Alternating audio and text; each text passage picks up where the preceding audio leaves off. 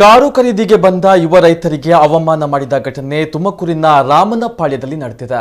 ಯುವ ರೈತ ಕೆಂಪೇಗೌಡನ ವೇಷಭೂಷಣ ನೋಡಿ 10 ರೂಪಾಯಿ ದುಡ್ಡು ಕೊಡೋ ಯೋಗ್ಯತೆ ಇಲ್ಲ ಎಂದು ಸೇಲ್ಸ್ ಏಜೆಂಟ್ರಿಂದ ಅವಮಾನ ಮಾಡಲಾಗಿದ್ದು, ಅವಮಾನಿಸಿದನ್ನೇ ಚಾಲೆಂಜ್ ಆಗಿ ಸ್ವೀಕರಿಸಿದಂತಹ ರೈತ 1 ಗಂಟೆಯಲ್ಲಿ 10 ಲಕ್ಷ ರೂಪಾಯಿ ದುಡ್ಡು ತಂದು ವಾಹನ ನೀಡುವಂತೆ ಪಟ್ಟನ್ನ ಹಿಡಿದಿದ್ದಾರೆ.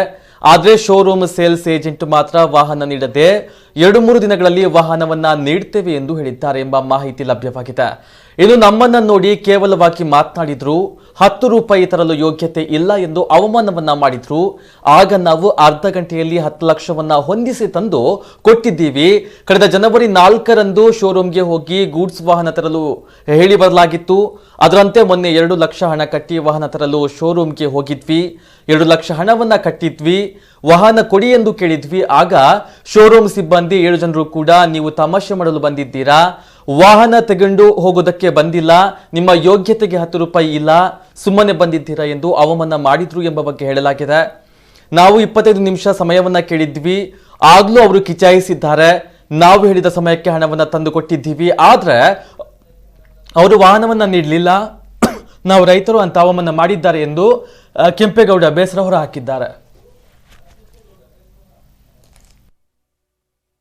ಅವ್ರು 7 ಜನ ಬಂದಾಗ ಇವ್ರು ಏನು ಹೇಳಿದ್ರು, ಇವ್ರ ಕಂಪ್ನಿ ಒಂದು ಫೀಲ್ಡ್ ಆಫೀಸರ್ ಏನು ಹೇಳ್ದ ಅಂದರೆ, ನಿನ್ನ ಯೋಗ್ಯತೆಗೆ 10 ರೂಪಾಯಿ ನಿನ್ನ ದುಡ್ಡು ಇಲ್ಲ, ಇಲ್ಲಿ ನೀನು ಗಾಡಿ ತೊಗೊಂಡ್ಯಾ, ಯಾರು ಗಾಡಿ ತೊಗೊಳಕ್ಕೆ ಬಂದವರು ಈ ಥರ ಇಷ್ಟೊಂದು ಜನ ಬರಲ್ಲ ಅಂತ ಹೇಳಿ ಅಯ್ಯಪ್ಪ ಮಾತಾಡಿದಾಗ, ನಮ್ಮ ಮಾವರು ನನ್ನ ಜೊತೆ ಬಂದಿದ್ದವರು ಒಬ್ರು ನಮ್ಮ ಮಾವರು ಏನು ಹೇಳಿದ್ರು, 10 ಲಕ್ಷ ಬೇಕಾದ್ರೆ ಕೊಡ್ತೀನಪ್ಪ, ನನಗೆ ಗಾಡಿ ಇವಾಗ ಡೆಲಿವರಿ ಕೊಡ್ತೀಯಾ ಅಂತ ಕೇಳಿದಾಗ, ಅರ್ಧ ಗಂಟೆ ನೀನು ದುಡ್ಡು ತಂದರೆ ಗಾಡಿ ಡೆಲಿವರಿ ಕೊಡ್ತೀನಿ ಅಂತ ಅಯ್ಯಪ್ಪ ಹೇಳಿದಾಗ ಅರ್ಧ ಗಂಟೆ ದುಡ್ಡು ತರಿಸ್ತೀಯ ಅಂದಾಗ, ನಾನು ಅರ್ಧ ಗಂಟೆಗೆ 10 ಲಕ್ಷ ರೂಪಾಯಿ ದುಡ್ಡು ನಾನು ತರಿಸಿ ಅವ್ರ ಮುಂದೆಗಡೆ ದುಡ್ಡು ಇಟ್ಟಿದ್ದೀನಿ.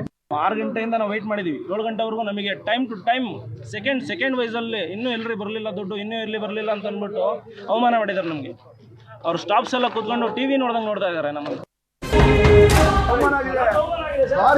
ಸಾರಿ ಹೇಳಬೇಡ ಗುರು, ಕನ್ನಡದಲ್ಲೆಲ್ಲ ಮಾತಾಡೋದು. ನಿನ್ನ ಮಗ ನನ್ನ ಜಾಗದಲ್ಲಿ ಇದ್ದೀರಾ, ನೀನ್ ಇದೇ ತರ ನಡೆಸ್ತಿದ್ದ, ಅಷ್ಟೇ ಹೇಳ, ಅಷ್ಟೇ.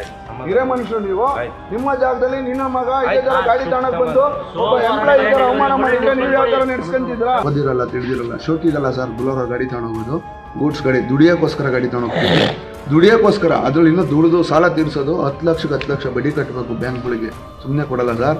ನಾವು ಸಾಲ ಕಟ್ತೀವೋ ಇನ್ನೊಂದು ಮಾಡ್ತೀವೋ, ನಾವು ಗಾಡಿಗಳನ್ನ ಮೇಂಟೈನ್ ಮಾಡ್ಕೊಂಡು ಜೀವನ ಮಾಡಿ ಕಟ್ತೀವಿ.